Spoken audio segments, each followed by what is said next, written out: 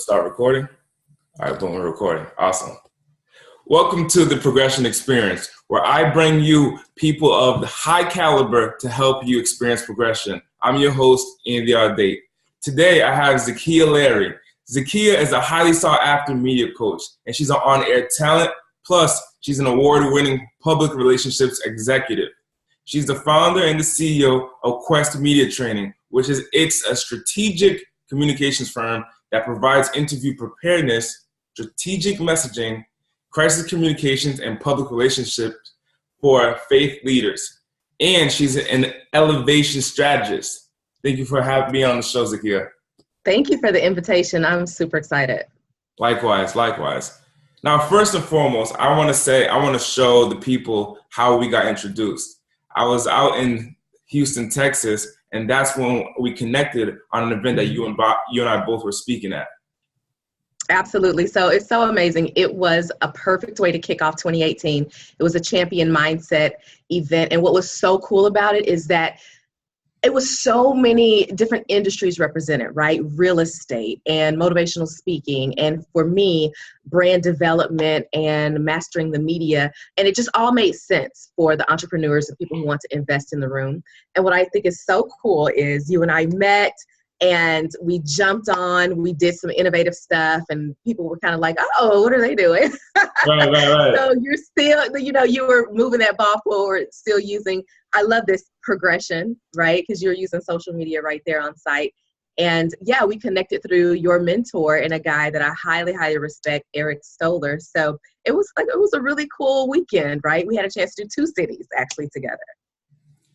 Man, and I appreciate your presence, because I believe that there's opportunity to show up, and we both showed up. That's how we connected. Absolutely. I love that. I recall when we were speaking and I saw you doing your piece, and it says Zakiya Larry, elevation strategist. And the first thing that came to my mind, and I'm sure to my audience's mind, is what is an elevation strategist? Mm-hmm. So here's the thing. I'll give you a quick backstory so that you can understand how I got to elevation. So I am a trained reporter. I've worked in television news. I've worked in radio news. I've worked in entertainment, from doing the back end with marketing and PR for movies and films. And as a matter of fact, I'm on the road right now doing red carpet activations for a big film that 2 major networks have collaborated on. So I've got that journalism and production background. And at the same time, during the middle of my career, I transitioned into public relations with a background in marketing.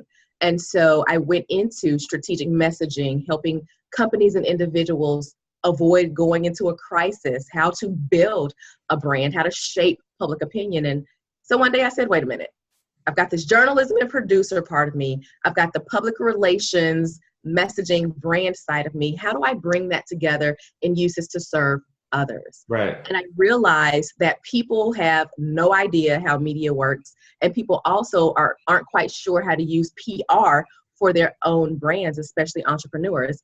And so I said that my purpose, my goal, henceforth, now and forever, is to help brands, organizations, individuals elevate. That means to go from where they are to where they would like to be with their brand, their customer base. And in order to elevate, I use very creative methods. How do you master the media? How do you build a media-worthy brand? And so I said, you know what? I'm going to help people to elevate. And I'm very strategic in how I do that. So hence the elevation strategist. So to put a bow on that, as an elevation strategist, I elevate brands, I elevate moods, and I elevate really great ideas. And I do that through public speaking. I do that through workshops, and I do it through strategic planning and public relations campaigns. At the end of the day, I'm taking people from here to there, higher level. Gotcha. I love it. Taking people from here to there at a higher level and elevating. Now, absolutely. Where are you from, Zakiya? Oh, wow. Born and raised in Memphis, Tennessee. And I've lived in, oh, you know it, M-Town, deep South. So, but I've lived in Texas for now longer than I lived in Memphis, Tennessee. So still got that Southern vibe. And right now I keep my stuff in Dallas, Texas, but I kind of live nowhere. Like You're traveling all over? Literally, I think I'm in Dallas maybe a week out of a month, and it's not consecutive. It's not consecutive 7 days. It's so funny. I was in the airport 2 days ago, and my mom texted me. She said, "Wait, where are you now?" And I told her, and she said, "Dang, where do you live?" And the only thing I sent back was Earth. I love it. I love it. I love it. And I know, like, when I was younger, my goal was to travel a lot for work. And now that I do that, I'm starting to see that because of the traveling, it's kind of hectic and bothersome. How do you feel about traveling the Earth? So how do I feel about it? I have mixed emotions because before I did it a lot, it looked really glamorous and jet settery and super boss-like. And I've been doing it for many years, and it's not cute. It's not. It's exciting at times. Like right now, I'm excited. I can't wait to get out of my hotel room. But a lot of times you're in your hotel room, you're working, and you go to whatever office or whatever studio, and you come back to your hotel. So it's not as hot as you think it is. And then you kind of, it's exhausting. So it's a mixed bag of emotions. I wouldn't trade it for anything, but at the same time, sometimes it's really draining. Now, getting down into the nitty gritty, do you plan on settling down in one location? Or is it always going to be traveling? Oh, I'm always going to be a citizen of Earth because, of course, because of the nature of what I do. I think that there are so many entrepreneurs who have incredible stories, incredible visions, and they need to bring it to life. And not everything happens in one city anymore because we're so global. So that means I will always have clients in different parts of the country. And because I work with media a lot, the major top 5 media markets include New York, LA, actually Houston is a top 5 media market. So, you know, I got to go where the action is happening. So I'll probably still always be nomadic in a sense. Now, I checked out this photo of you and Oprah Winfrey. Yes. I got to tell me a little you bit about this and how does this happen? This photo is a really funny photo. So it happened, she was doing the Life You Want tour. It was so amazing. And I said, you know what? I am going to just make sure I position myself and do what I need to do to get a one-on-one picture with her. And so I did. But here's why that's funny. I've worked with Oprah before over the years in a PR capacity. And I've worked with her on projects. I've met her multiple times before. We've been at events together, but I never had a picture because with what I do, I don't take pictures of myself with clients or projects. I may do a little bit more of that now, but I very rarely post it. So I've been in the room. We've touched base before, but I never got a picture. And so I said, this was my opportunity to get a picture. And one cool fact about that event, she was giving out this incredible information. I mean, hello, she's Oprah, all of these amazing tips. And she was saying, turn to page 5 in your program guide. Well, I was sitting right there up front and I didn't have a program guide. So I'm frantically searching for one. I'm frantically searching. And she saw me kind of moving around while she was doing her thing. And she said, so you don't have a book? Like, this is an arena of people. And she pointed, she said, you don't have a book? I said, no, I don't. And she walks up to me and says, okay, here, take mine. And so it was like this moment. And I was like, oh, I literally am keeping that book for the rest of my life. It's my Oprah touched book. So yeah. That was the day we took that picture. Do you still have a book? Oh, heck yeah, I still have it. You still got that? I love it. Oh, yeah. And then in addition to meeting Oprah, now let's take us back to where you first started, right? Before you were doing public relations, before you were in the media, before you were working on radio and TV. Who was Zakiya Larry? What was she like? And how did that start? So Zakiya Larry then was very inquisitive, a hard worker, very type A and very laser focused on things. It was almost really weird. My mom would say if I had a science project or anything I decided to tinker with or focus on, you couldn't shake me from it. I remember as a little girl, I got a Barbie dream house. So I had to be maybe 9 or something. And it had multiple floors. It had an elevator. It was like a super dramatic kind of thing. And my mom said, okay, well, we're going to get somebody to put it together. And I said, I want the dream house. She said, we're going to get somebody to put it together. So a few hours later, she hadn't seen me. So she came looking for me. I was in my room putting it together. She said, okay, this isn't go, because I mean, it was a massive project. It was a hot mess. So she said, come on, come eat dinner. I said, no, I'm fine. She went away, came back hours later. So for literally 6 hours uninterrupted, as a kid, I put together this whole thing. It happened. It happened. And I would tinker with TVs and computers. And so I realized even as a kid, as a teen, I loved understanding how things worked, which makes sense now that I am in strategy. And I will say, lastly, though, that's my personality type. It was that then. It's still that now. I can be pretty intense. Anybody who works with me will tell you I can be very precise, and sometimes I overthink things. But I've always been a strong writer and storyteller, from poetry as a little kid to working on the newspaper staff in high school and college. And my first job was at a tri-state radio station at 16. So the communications part didn't kind of just happen. It's always been who I am with media. Now, were you raised in Texas, or were you raised in Memphis? I was raised in Memphis. You were raised I did not get to Texas until I went to college at Texas Southern University. Gotcha. What did you go to college for? Broadcast journalism. Broadcast. Okay, so that's where it started. That's where it started. Well, no, see, remember, it already started when I was 16. I worked in media at 16 at WHRK 97.9 FM. So I was working there. I was also writing for the citywide paper, The Commercial Appeal, when I was in high school. They had a teen division. So all I did was take what I was already doing, majored in it in college, and kept doing it. So it's always been part of who I am, the media piece. Gotcha. Now, when we talk about media, right, for the average person, I remember when you and I sat down, you were educating me on PR. And for the average person, my understanding is public relations. How does a company relate with the public? Now, but from your standpoint, what is PR? So public relations is how your brand, or your company shapes public opinion of who you are and what you do. And so it's not just companies that need it, it's also individuals, entrepreneurs that need it, because the original form of PR was word of mouth. So you have to learn how to leverage the different parts of PR to make sure that people are communicating your brand and your reputation when you aren't there to do it yourself.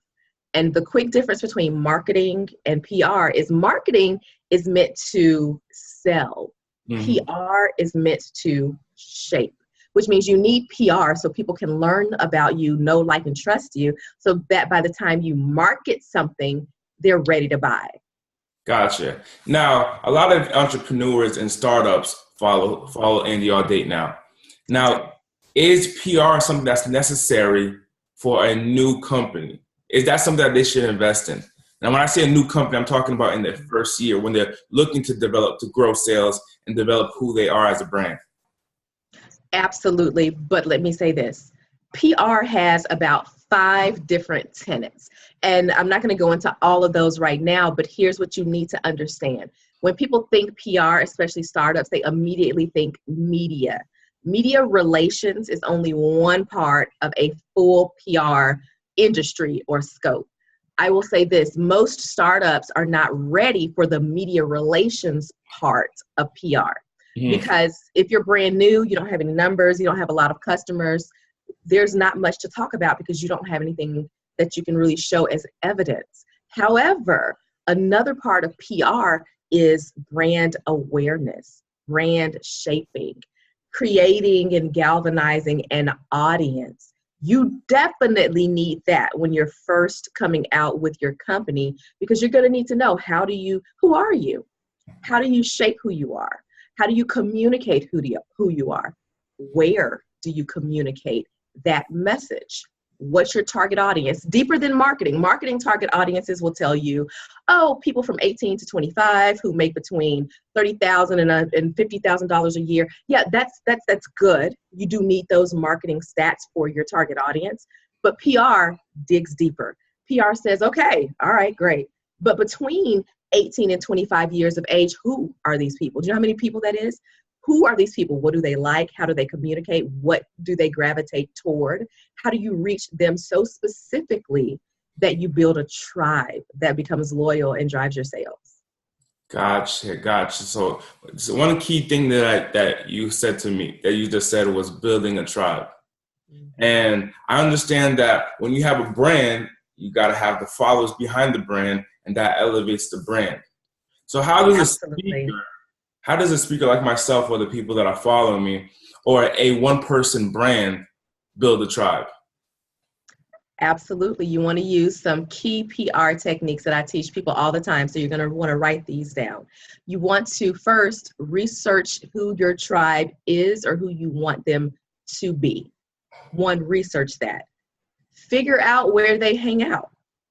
Is it online? Is it certain events that they go to? And then you can launch a mini PR campaign, as I like to call it. You can put together a series of social media videos, as well as a series of, let's just say, email e-blasts. Even if you have a tiny list, are they connected to some of those people that you want in your tribe? Send that same or similar message, because it takes people about 7 times of hearing something to be ready to buy or invest. Right. So you want to be able to to relay the same message about who you are and what you do in multiple places, multiple times, to start to build that tribe. And then lastly, give those people you're reaching out to something of value. People love gifts, they love free stuff, and they love to feel special. So if you give something away, people are more inclined to come back to, 1, see what else you got for free, or 2, if they liked it so much, they're going to be interested in staying connected and going deeper. And that way you build an organic tribe, not just based on selling stuff, and they'll hang around a bit longer. Gotcha. Now, are you in agreement with Gary Vee's give, then ask? Absolutely. That's a very standard core offering, or rather a core sort of behavior or approach that I teach my clients every day. We've been working with this for years because people don't want to feel sold. How many of us shy away when we're walking into a store and we see people standing outside with stuff, and you're like, oh my gosh, and you try to act like you don't see them. Right. It's like, I don't want your M&Ms. Well, here's the thing. You have no connection to who they are. You don't even know their organization. We're like, okay, what team is that? Where do you... These are the natural questions people are asking. Like, so what is this for? And where does the money go? And what's the name of your team? And where? So all of this stuff. Well, see, what happens is with PR, you answer those questions first. And you give away the answers to that question and a sample of what you will eventually be pitching them to sell. You don't tell them that, but you just give away those little snackable size bites of content. And then you come back later on, hey, if you found value in that, I have a special offer just for you. And then you have something that they can purchase so that they have buy-in. But you always answer those questions first to remove barriers to know. So inform people up front, give them something free to tease or whet their appetite, then come back and try to sell. Gotcha. So that's why PR and marketing work together. Okay, I see. Now, I work with different marketers, and what I see that's a common playing field, especially in the social media space, is that you should invest 30% of your income to marketing, of your business's income to marketing. Now, is there a set number for PR that you should invest for PR for different businesses? See, I'm hesitant to give a PR number because PR is a long-term strategy.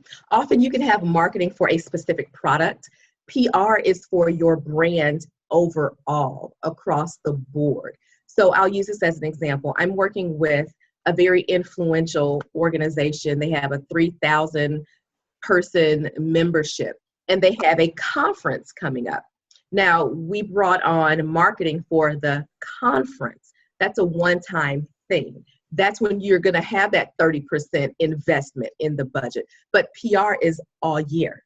Because by the time we get to that event, the media needs to know who you are, registrants need to know who you are. So what I suggest people do is set aside a budget and then interview a couple of PR reps and understand what you're getting in that budget range that you've set for yourself, so that you can understand that PR is long term, so that you get that maximum benefit and long lasting results. Once your event is over, you still stand and you're still popular because you have PR. Gotcha. Okay. Now tell me a little bit about what you did in Kenya, about the media event that you did in Kenya. Yeah, so I worked with this international nonprofit organization. Here's what's really cool.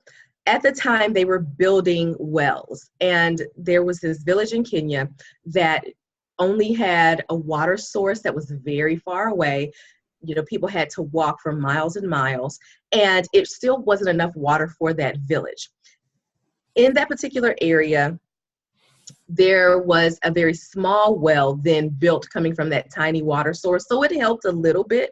But then what happened is war broke out because there was still a small amount of water, a very tiny well.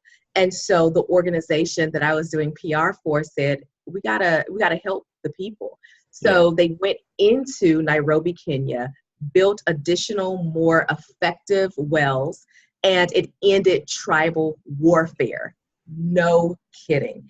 And so with the PR part of this, my job was to tell the story from both sides of the aisle, from both sides of the tribe. Why were you fighting? What was the implication of not having enough water? What did that mean? What did that feel like?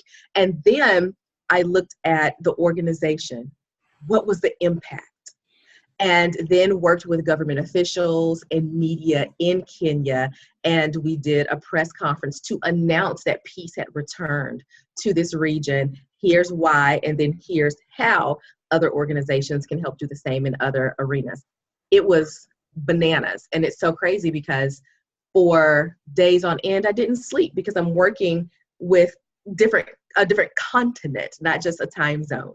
So that's something I'll always remember and I'll always cherish, to be part of a project that ended warfare. Oh my goodness, what? Wait, what? That's a segment I have on my show, Zakiya Larry Live. Wait, what? I can't believe it, and I'm forever grateful. Gotcha, man. That's very powerful. And in addition, so as I researched a little bit of your history, I understand you worked with Bishop T.D. Jakes. Is that right? Yeah, absolutely. Absolutely. An amazing, amazing, amazing man. I'm so grateful to have been able to work with him for almost 6 years as the director of media relations. And so, oh my gosh, what a ride, what a roller coaster. And really it's so amazing because you would think that someone as prolific as he is, you would think you can't tell him anything. And it's so amazing because he would sit down and he would speak to me and say, okay, how was that? Or what's the feedback you have on this interview? Or, what are your thoughts on some of the questions that are being asked? Very open, very brilliant. And he allows people to stand in their own expertise and brilliance, even though he's the doggone supernova. Right, so right. It was incredible, and being able to meet so many amazing people, go some amazing places, and being able to help this supernova even extend his reach. That was just bananas. And I saw him a couple of days ago because I'm working on a project that he executive produced. And so I might post a few pictures of that a little, at some point. Some stuff I like to keep close to my heart. But yeah, I just chit-chatted with him a couple of days ago. Now, so Les Brown is my mentor, and I've been working with Les Brown for a little bit over a year now. And Nice. You tell me. So you got to meet Les Brown, and tell me what's going on in this photo here. You got all the goods. You got all the good photos. So Les Brown and I both have a show on Synergy Radio Network, and it was so interesting. He and I had talked before. I've been on his show. I've talked about him on my show. And so I went to his Les Brown Training Institute at which he was certifying speakers to be Les Brown speakers. And that was the first day. We were just kind of walking in for registration and orientation. And I saw him in the hallway, and I walked up to him and I said, "Hey, Mr. Brown, Zakiya Larry from Zakiya Larry Live." He went, "What?" He started doing this number, and then he literally got down on his knees and grabbed my hand and said, "It is Zakiya Larry Live. It's you. I listened to your show. You are prolific. You are wonderful. You are phenomenal." And and you saw my reaction in that photo. I was just outdone. I'm like, what? Oh my gosh, is this happening?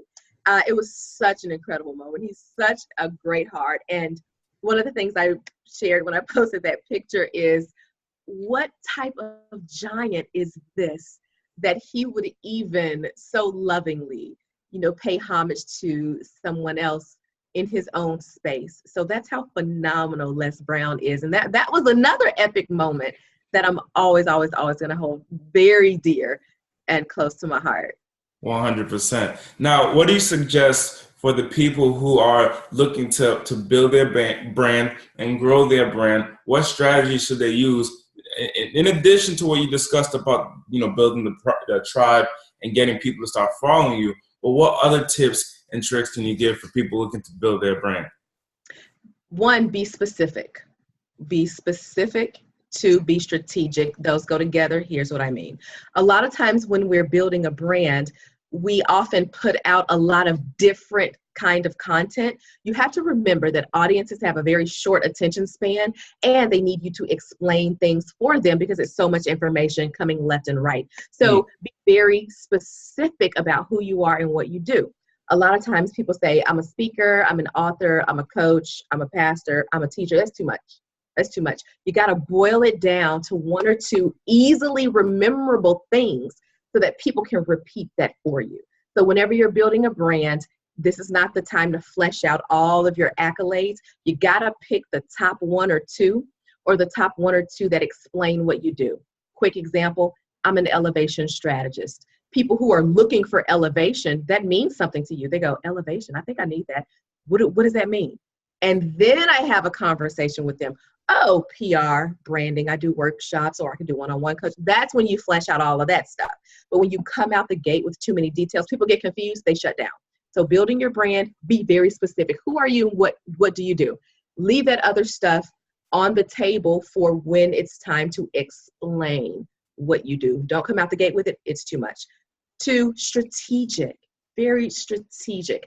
A lot of times as new entrepreneurs, we get so excited and we want to be everywhere all the time. And that makes sense. I get it. However, you got to be strategic. Look at your brand. Look at your goals. And then look at what's happening in other people's businesses, even on social media, even in traditional top tier media, and look at what's going on there. How do you connect the two strategically? If you are a speaker and you speak about men's health, great. Be strategic about it, though. Take a look at what's happening in our country right now. Is there a new study that's been released? Is there a clinic that's leading the way in men's health? Is there breaking news that, hey, I'm making this up, this isn't true, but hey, the flu epidemic is running rampant and it's hitting men at a higher rate? If you are the expert in men's health and you know this is happening on a larger level, strategically connect yourself to that conversation. So find conversations that are on a higher platform than yours with a bigger audience. Connect yourself to that conversation. You can do that with a video series. You can do that. And that's the most effective. And we'll just keep it at this specific so people can have this takeaway. Do video series and post content as your commentary and response to something happening on a regional or national level that falls within your area of expertise. That's how you're strategic with building that more visible, elevated brand. Gotcha. Now here's two things that I took from what you were just saying. And you said it twice. Be an expert and then expertise. So now how important is it to be an expert in a certain field when you're trying to build your brand? It's critical. It's critical. It's so many voices right now because of social media that everybody has something to say about everything. So when you make sure that you're using those two tactics that I just shared, you start to become an expert. You become known for something. And I'll use myself as an example. When I was first building my Elevation Strategist brand, I knew media and brand development was going to be my thing. So what I would do is I would just talk about media. I did media training tips. I did every Monday, I would do media minutes. And I would just give little tidbits about what's happening in the media or how you can use media for your brand. I stopped doing my media minutes because I was focused on something else. Craziest thing would happen. I would travel to other states and people would come up to me and say, media minute. And I was like, what? As a matter of fact, it did. And so I became organically known as an expert in media. So now, even to this day, and obviously I have other, another body of work to back that up, but people reach out to me on social media. Hey, I know you do something with media and branding. Can you tell me more? That's what you want as a brand. You want people to understand you just enough so they can ask for you to tell them more. That's how you get buy-in. You don't want to market so much that you're pushing buy this. You want to give so people ask for stuff. And when people ask, that means they have a greater buy-in and you have an easier sell. Easier sell. Gotcha. Now, in the beginning, in addition, what you said was social media is not the only thing, right? And many people right now in this day and age, they focus on social media because of popularity. What are other different streams to elevate an individual's brand?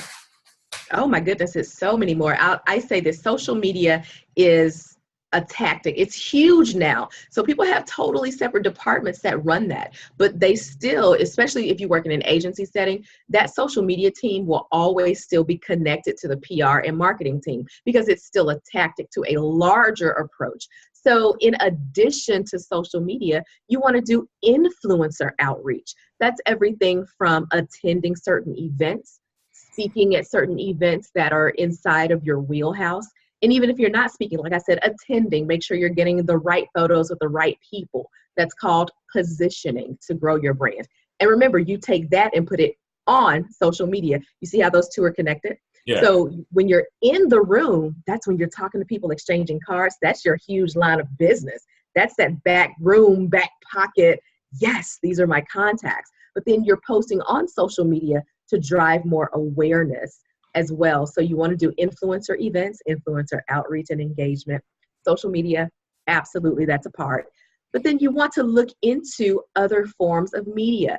Do you have an article that you can write and hook up with some bloggers and ask them to run that on your blog? And in exchange, they can maybe be on your social media platforms. See, you have to understand that online and social media are still two different arenas, and you want to leverage both. So I would say influencer engagement, that's in person. I would say then you want to do some blog outreach or even media, send articles to media, but starting with bloggers is often a bit easier.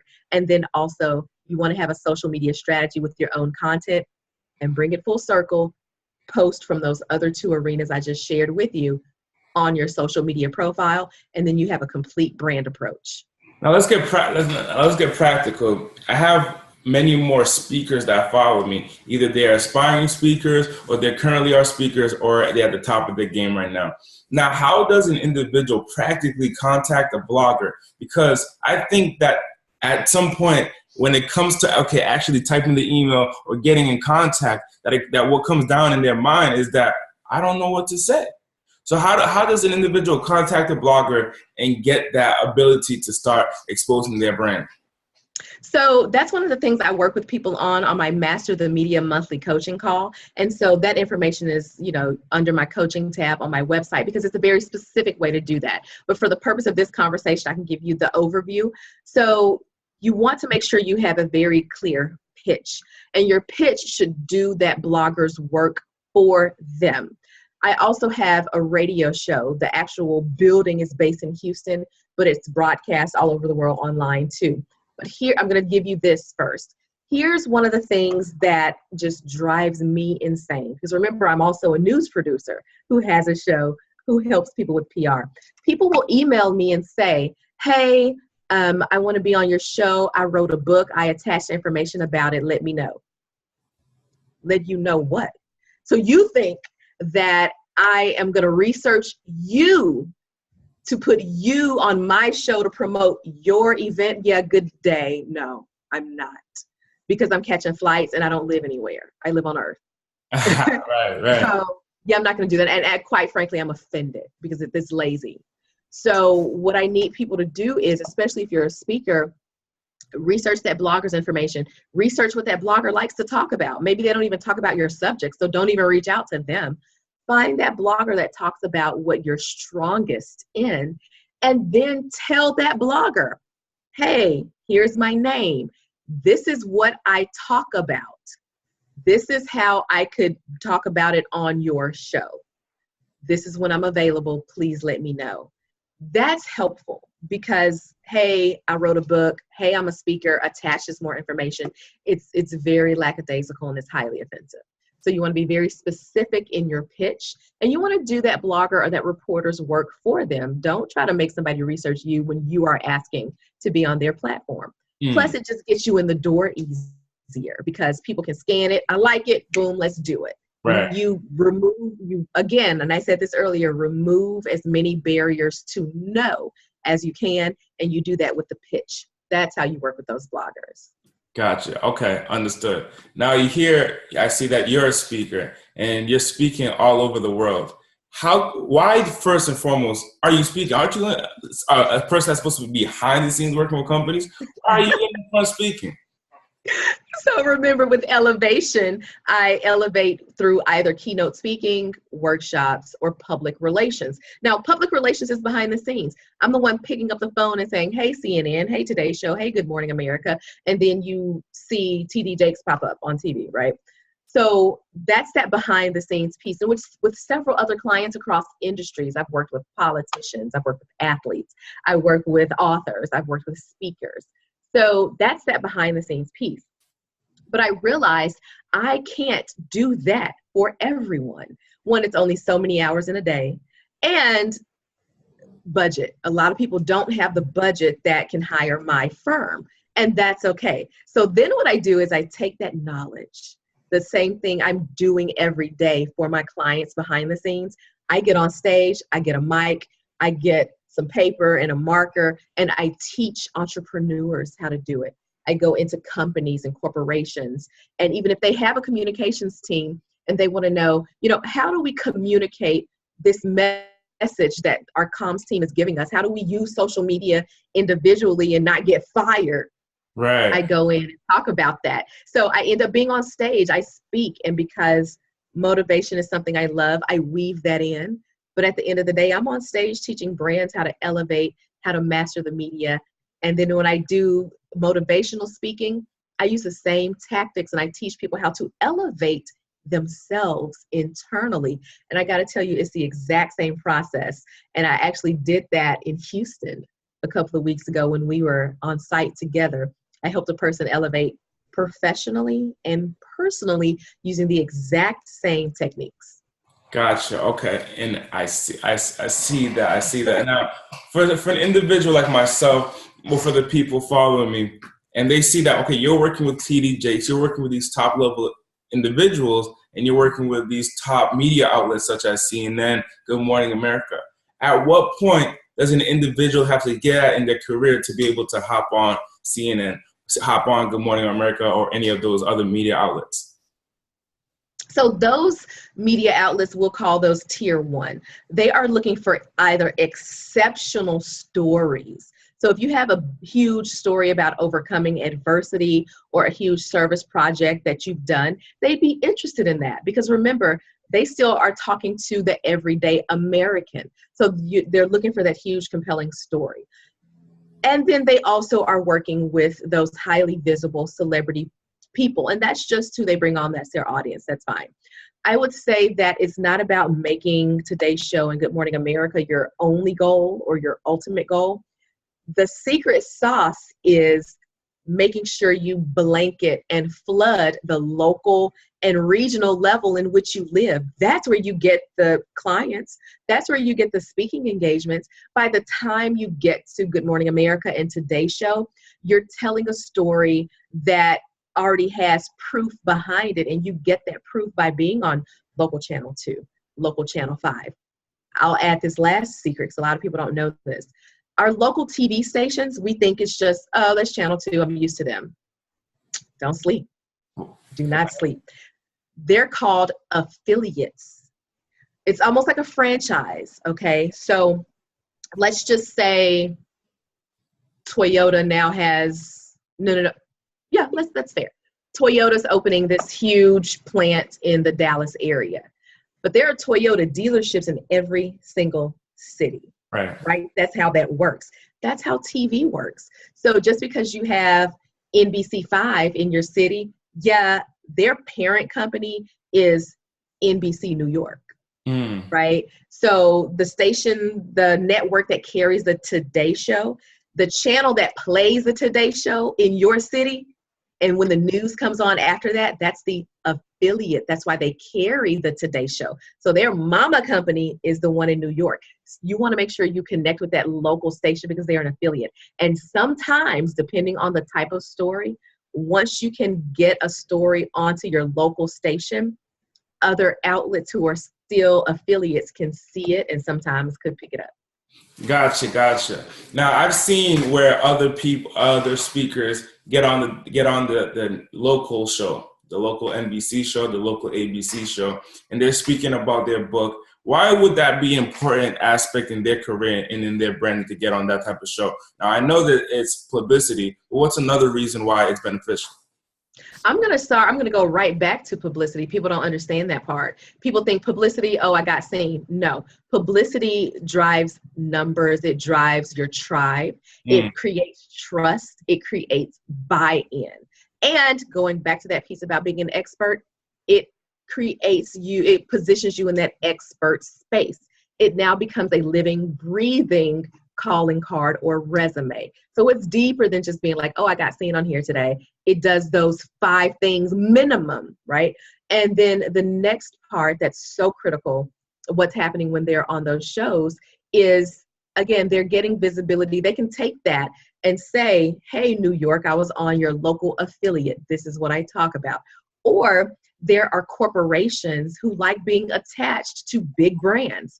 And you can go in and say, hey, Boys and Girls Club, I want to speak to your students. And people typically say, I need to see some speaking clips.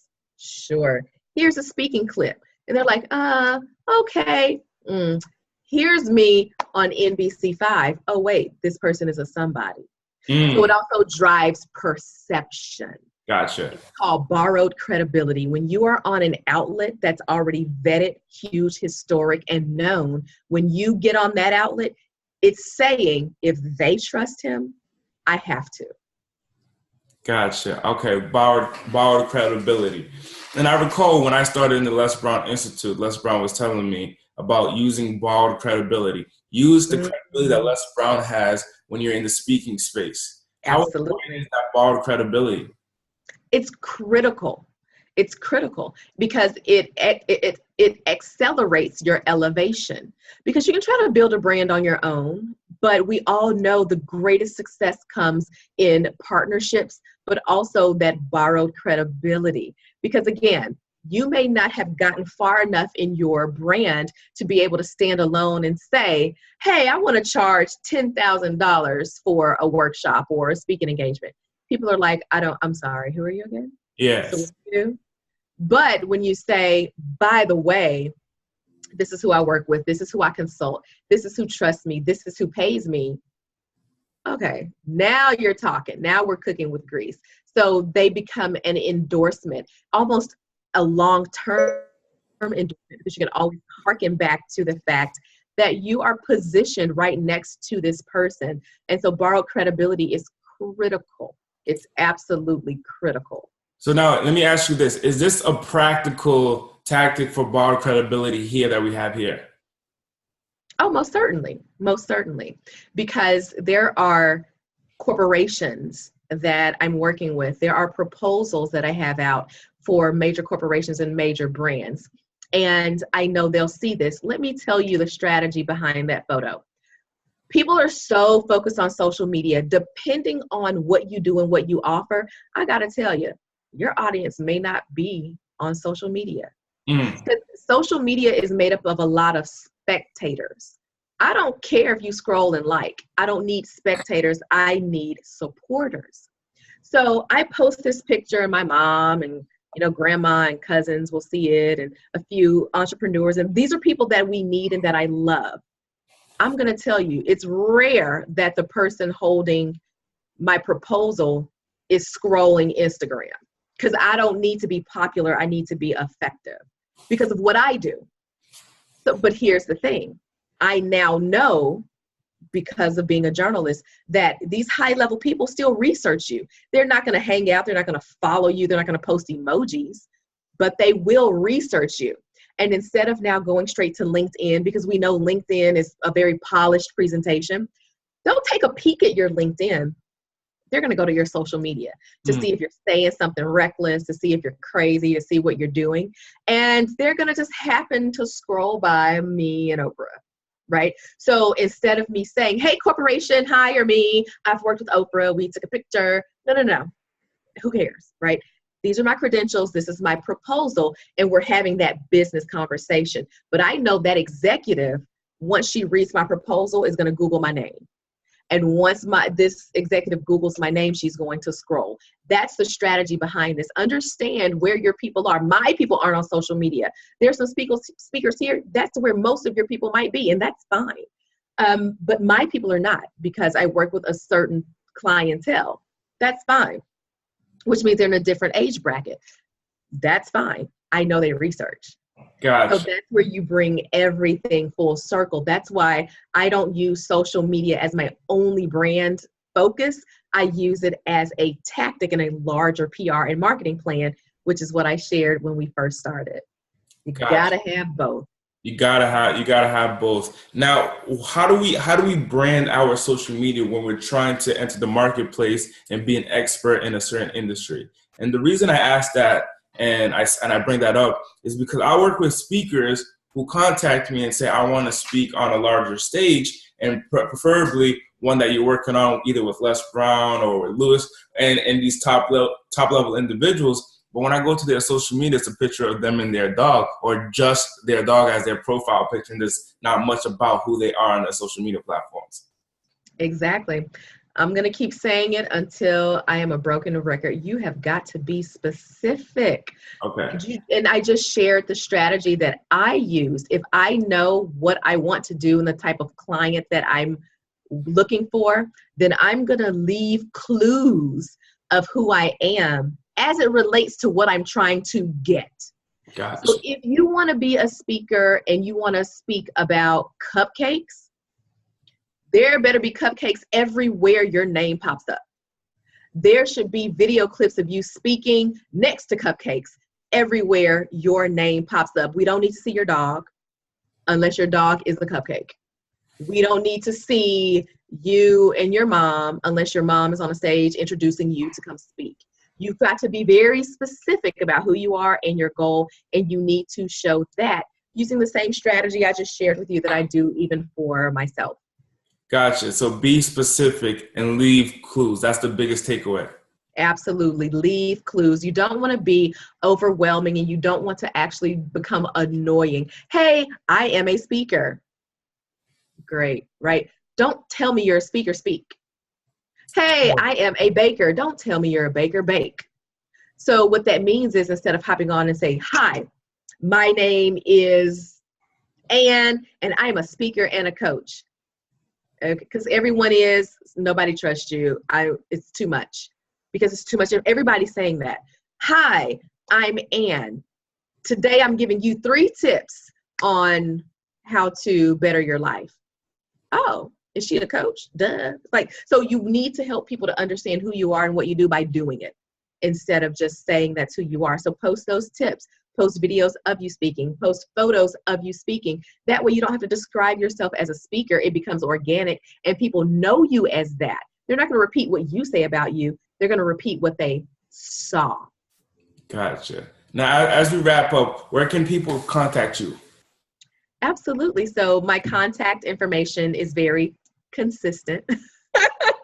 So on every single social media profile, I am at Zakiya Larry, Zakiya, Larry, like a guy. So every profile is at Zakiya Larry. Again, consistency. Some people are Zakiya 104. I am Zakiya. Zakiya. Okay, anyway, that's just a lesson. Make everything the same. I digress.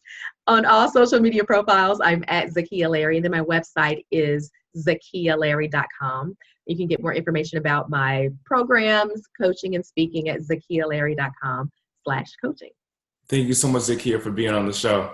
Thank you, Andy. You have amazing questions. To your audience, this guy right here is a real deal. So thank you so much. He dug some stuff out of me that I do not share. So make sure you keep following him because he has got the juice, guys. He's got the secret sauce. Thank you, Andy. Thank you so much, Zakiya.